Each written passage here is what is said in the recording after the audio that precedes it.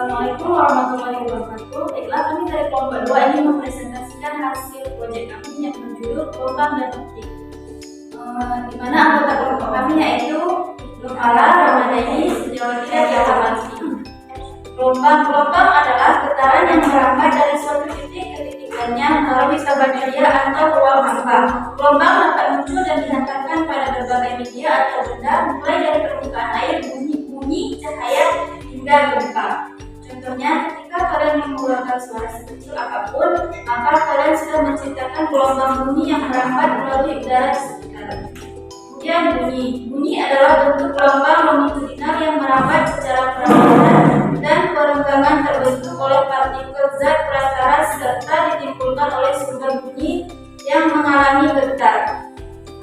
Bunyi tidak dapat terdengar pada ruang hampa udara karena bunyi membutuhkan zat perantara untuk menghantarkan bunyi, baik zat padat, cair maupun gas.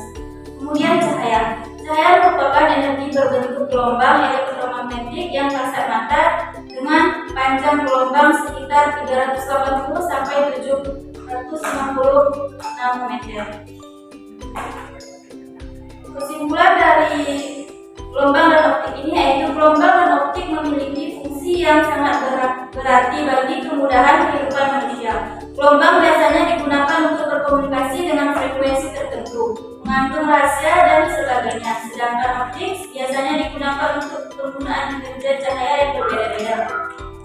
Sekian penjelasan kami terkait gelombang dan optik. Di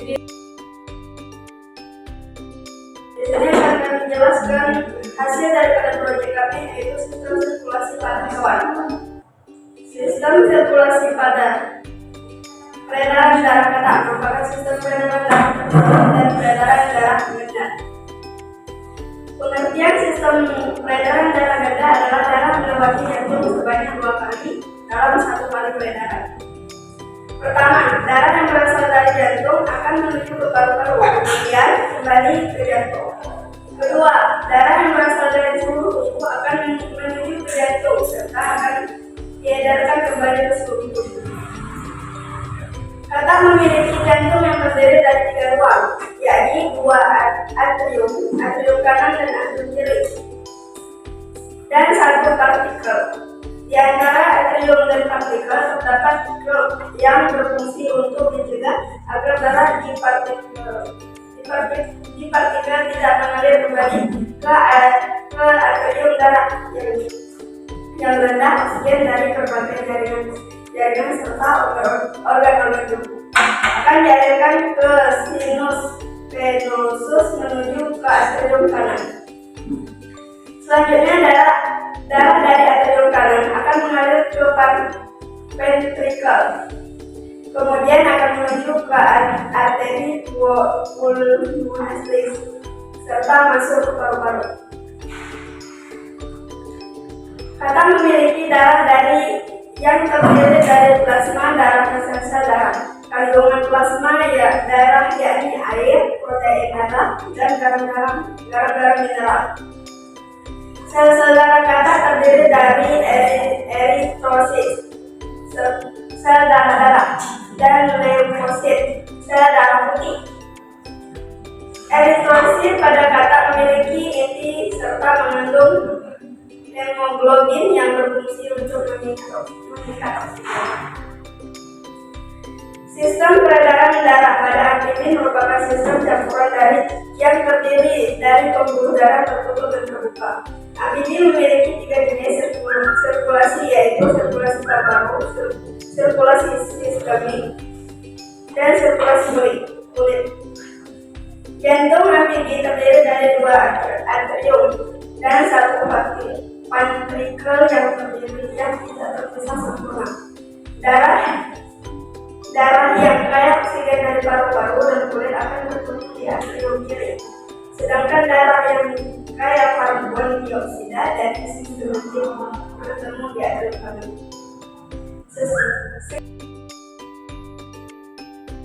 Dari kelompok 2 di sini kami akan menjelaskan tentang listrik dan magnet. Nah, sini saya akan menjelaskan tentang listrik. Dari hukum Newton menjelaskan bahwa adanya perubahan pada benda dipengaruhi oleh suatu gaya. Selain gaya gravitasi, gaya listrik dan gaya magnet sangat berpengaruh dan dikenal dalam kehidupan. Jika dua benda didekatkan, maka akan timbul dua reaksi. Yang pertama, tolak-menolak. Pada suatu percobaan, kaca digosokkan ke substrat dan kaca tersebut disentuh ke suatu benda dan benda tersebut menjauh dari kaca. Hal ini disebabkan adanya dua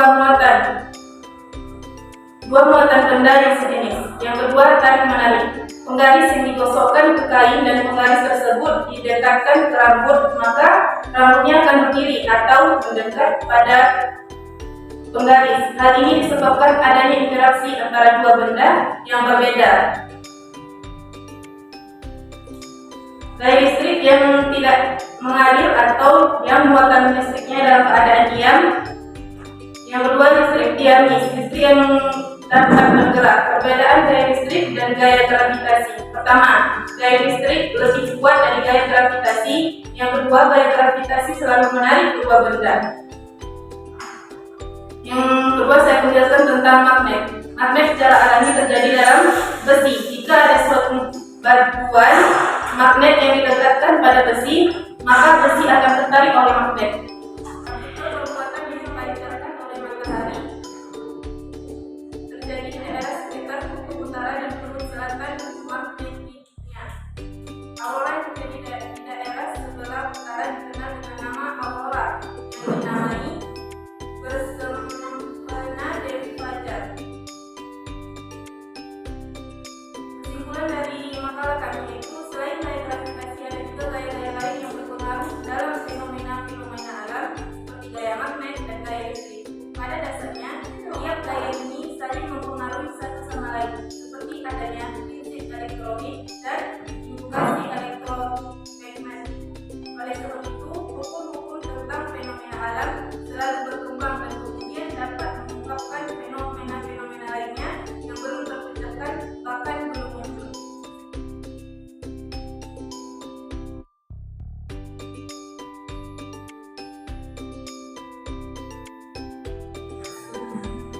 Setelah kami dari Kompolwa akan menjelaskan proyek terkait data surya. Data